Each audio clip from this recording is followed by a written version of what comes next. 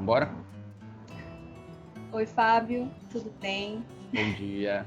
Bom dia. Então, a gente está fazendo essa entrevista com os egressos do programa de pós-graduação em Linguística da Unicamp, e eu apresento para vocês Fábio Ramos Barbosa Filho. Ele atualmente é professor adjunto da Universidade Federal do Rio Grande do Sul. Ele atua no Departamento de Letras Clássicas e Vernáculas e também no programa de pós-graduação em Letras. Ele defendeu o doutorado na Unicamp em Linguística em 2016, na área da análise do discurso e sob a orientação do professor Lauro José Siqueira Baldini. A tese de doutorado do Fábio chama Língua, Arquivo, Acontecimento, Trabalho de Rua e Revolta Negra na Salvador Oitocentista. E essa tese deu origem à publicação de um livro que saiu em 2018, que se chama O Discurso Anti-Africano na Bahia do século XIX. Eu recomendo muito a leitura. Bom, Fábio, eu queria te fazer algumas perguntas. Primeiramente, em que consiste a sua área de pesquisa? Como você explicaria isso para uma pessoa que é da linguística ou talvez nem é da linguística? Em que consiste a análise do discurso para você? Bom, primeiro, obrigado pela oportunidade. Agradeço ao programa, agradeço a coordenação do programa por ter aberto esse espaço, né, de relacionamento de pessoas que já estiveram no IEL e que agora podem falar de sua trajetória, de sua relação com esse lugar que eu tenho muito amor, inclusive. Mas agradecer sobretudo por ter designado você para me entrevistar, porque eu fiquei muito feliz com com você sendo a pessoa. Depois eu explico por quê. Como eu poderia explicar, Elisa, minha área para uma pessoa que não é da área, ou para uma pessoa que às vezes é da linguística, como você disse, mas não é.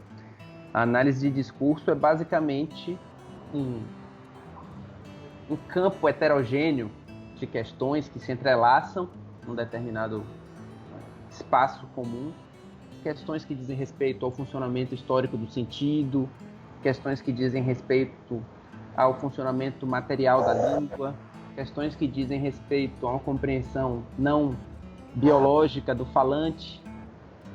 Eu acho que essas três preocupações se encontram e produzem um campo que vai justamente interrogar o problema da leitura, interrogar o problema do sentido, interrogar o problema da produção histórica dos processos de significação a partir de uma interrogação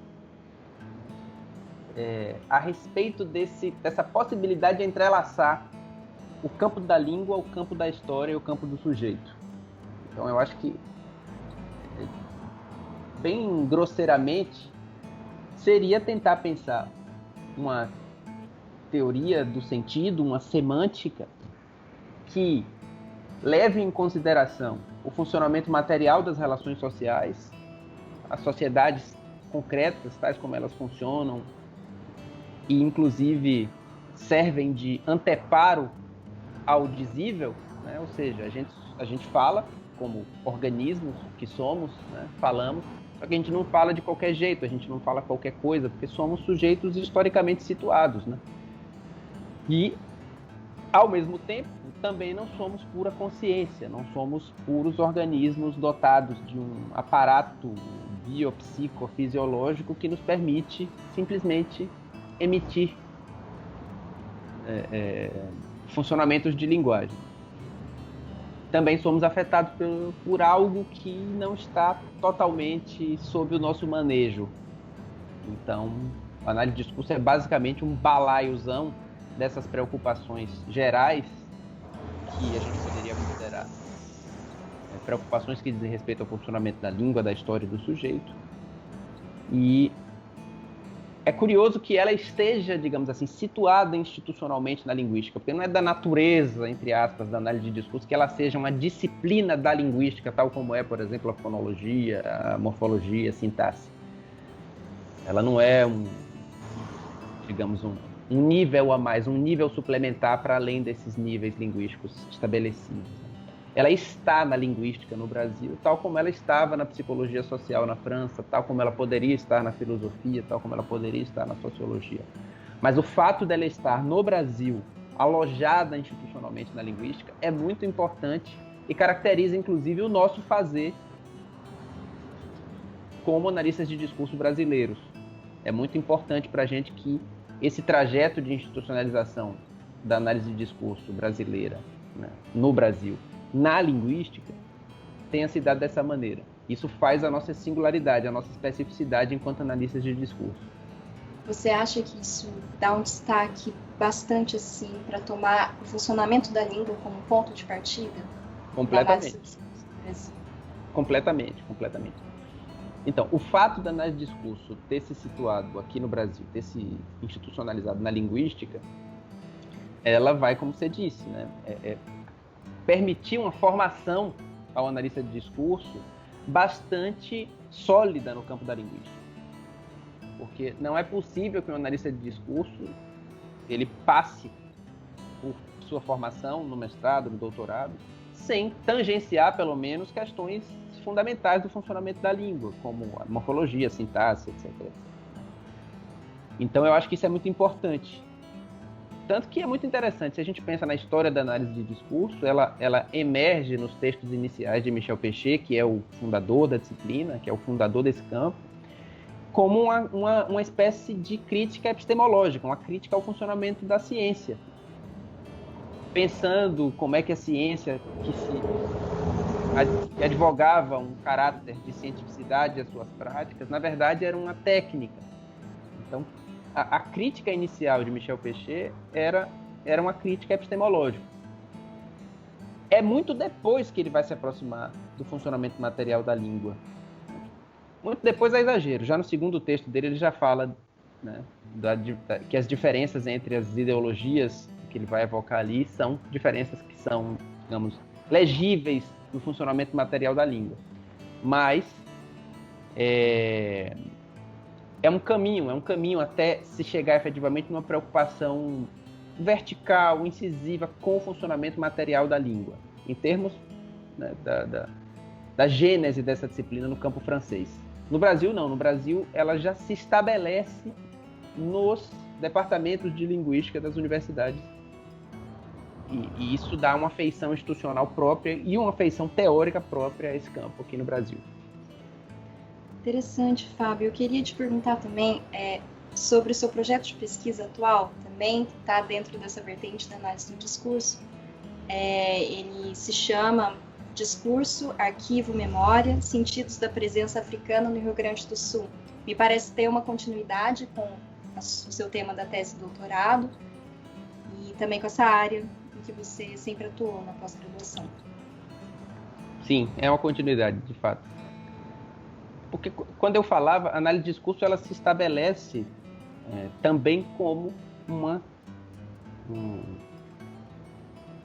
um espaço de interrogação das formas de ler.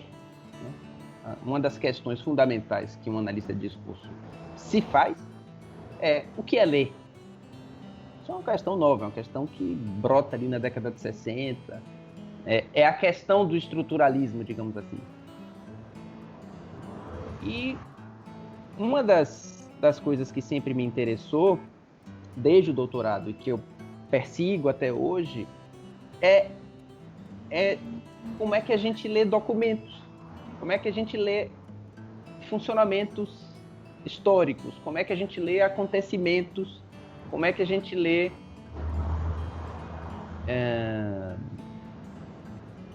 enfim, como é que a gente lê o arquivo, como é que a gente lê um arquivo.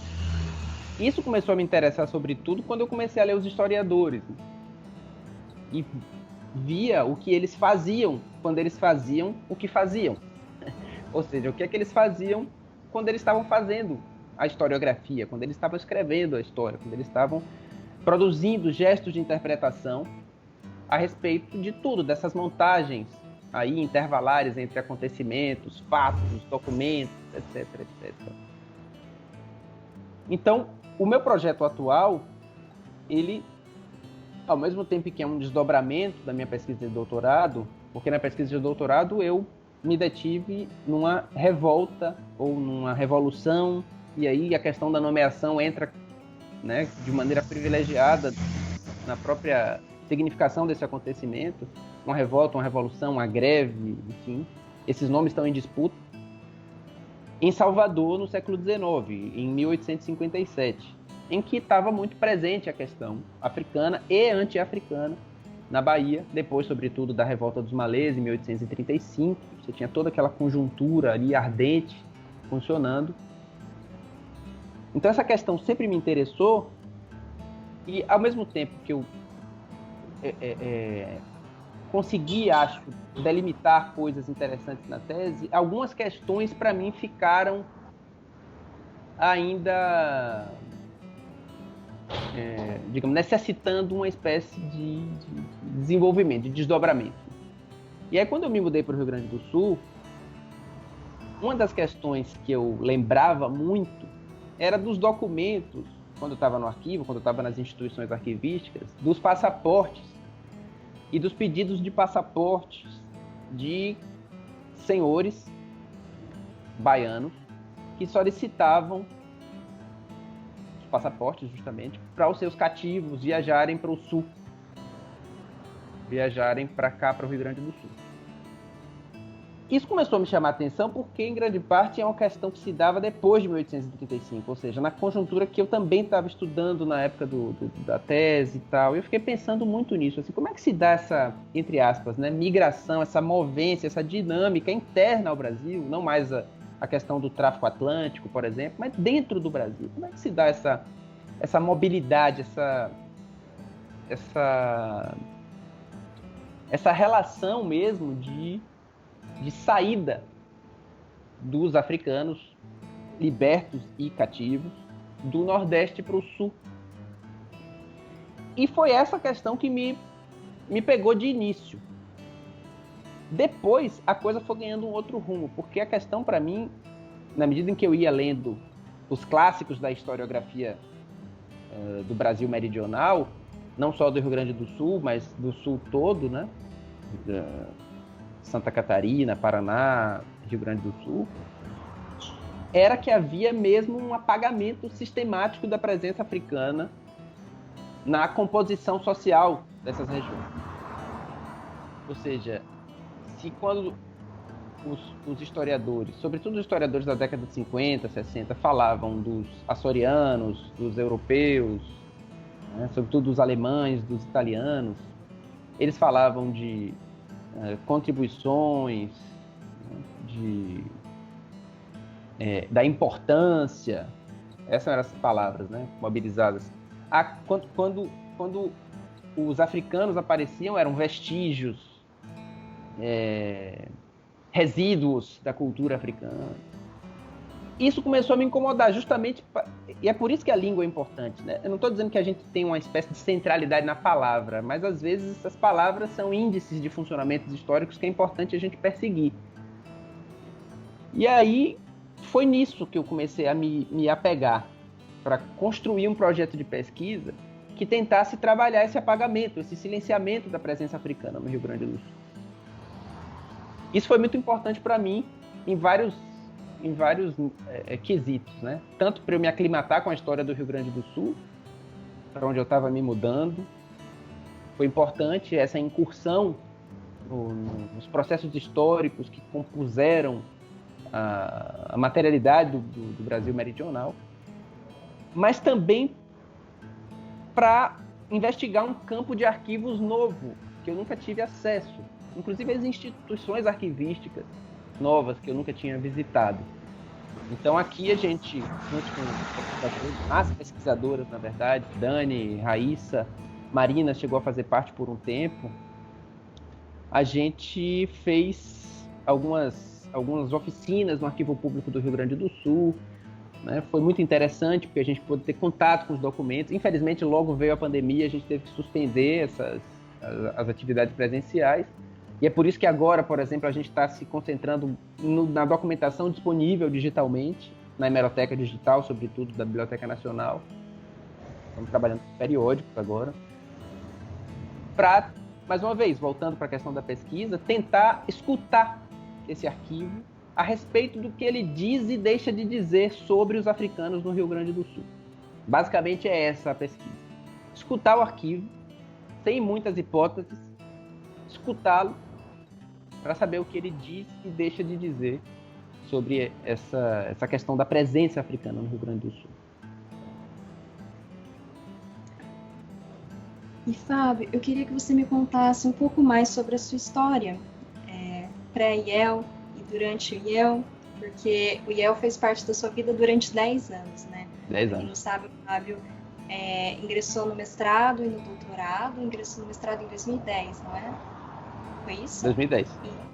E acho que foi em 2019 que você assumiu o cargo na UFRGS, né? Uhum. Então tem muita história no IEL. Muita história. Acho que muita gente conhece o Fábio no IEL. E eu queria saber um pouco mais sobre onde você nasceu. Todo mundo sabe que o Fábio é baiano, mas queria que você falasse um pouco mais de Salvador, sua cidade natal.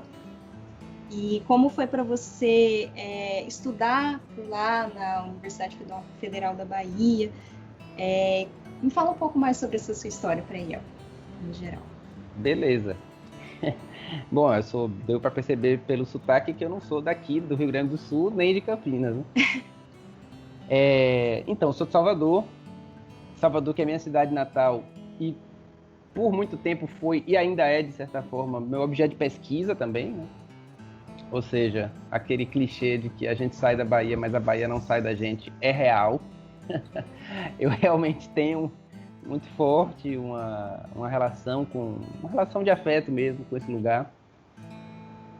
E para mim é muito importante que ela subsista, que a Bahia subsista de algum jeito em mim, mesmo não estando lá, mesmo não morando mais lá. Agora, eu nasci em Salvador em 1987 e entrei na graduação em 2006, na Federal da Bahia, na UFBA. E foi muito interessante para mim porque a Federal da Bahia, ela é uma universidade bastante atípica, se a gente pensa em termos da composição curricular. Eu não sei como é que está hoje. Como é que está o currículo do curso de letras hoje. Mas na minha época, havia uma tradição muito forte, consolidada pela trajetória de alguns pesquisadores de renome no Brasil, Rosa Virgínia Matos e Silva, Tânia Lobo, Américo, Dante Lucchesi, da linguística histórica. A linguística histórica era muito forte na Federal da Bahia. Não à toa foi lá que se organiza o projeto do Atlas Linguístico do Brasil, né? Tanto a linguística histórica como a dialetologia, geolinguística, todos esses campos que dialogavam lá foram muito fortes na minha formação. Além disso, toda essa conjuntura teórica e institucional apontava para um fortalecimento de um certo pendor filológico para a formação do estudante de letras. Então, por exemplo, eu tive disciplinas na graduação de crítica textual, de paleografia, coisas que, por exemplo, no IEL a gente não tem, né, na graduação. Eu acho que na Federal da Bahia o olhar é muito voltado, por uma questão de tradição também, por uma questão de arranjo histórico, para essa interface linguística histórica filologia. Isso foi muito importante para mim, inclusive para depois, quando eu decidi voltar a mexer em arquivo, eu consegui ler, por exemplo, em termos caligráficos, documentos manuscritos do século XIX. Para mim foi muito importante ter passado por essa formação, porque sem essa formação eu não teria condições. Agora, isso para mim obviamente é muito importante, mas é secundário quando eu penso no que foi a Federal da Bahia na minha vida. Porque a Federal da Bahia na minha vida foi o espaço onde eu conheci pessoas que efetivamente me fizeram permanecer ali, me apaixonar não só pela universidade, mas por esse campo que até hoje eu persigo, que é o da análise do discurso. Rogério, Luana, Carlinha, Camila, Adielson, Alan, no nosso grupo, grupo de estudantes ali, apaixonados pela análise de discurso, que se reuniam em torno de um grupo de pesquisa, no PED, e a gente conseguiu construir uma coisa muito bonita. Não foi só, como se não bastasse, né? Mas não foi só uma relação de amizade, foi uma relação de parceria mesmo, foi uma relação de cooperação, foi uma relação de solidariedade teórica, intelectual, afetiva. E a gente ali realmente conseguiu construir espaços para discutir, espaços de interlocução. E hoje todos estão aí ocupando lugares de destaque na análise de discurso no Brasil. O que para mim é muito sintomático de que é necessário investir no trabalho coletivo, na produção coletiva de conhecimento. Eu só consegui, por exemplo, construir a minha trajetória, ainda que breve, porque eu tive escuta, porque eu tive solidariedade, afeto e companheirismo dos meus colegas e dos meus interlocutores. Então, para mim, a Bahia representa esse espaço que possibilitou a minha trajetória de pesquisador. Você falando isso, Fábio, eu não deixo de lembrar que você foi meu professor já enquanto eu estava na graduação em Linguística no IEL. Isso me faz lembrar em como você sempre foi muito generoso com a gente, enquanto alunos de graduação, enquanto membros do seu grupo de pesquisa, no Discurso e Arquivo, enquanto você fazia parte do IEL e agora também, virtualmente. Como você sempre tinha disponibilidade para discutir com os iniciantes na análise do discurso, digamos assim, né? Se é que a gente deixa de ser iniciante em alguma coisa, né? E deixa de aprender as coisas, enfim. Então, isso é um traço que eu admiro muito em você e que eu carrego com carinho, porque você faz parte também da minha formação, com certeza.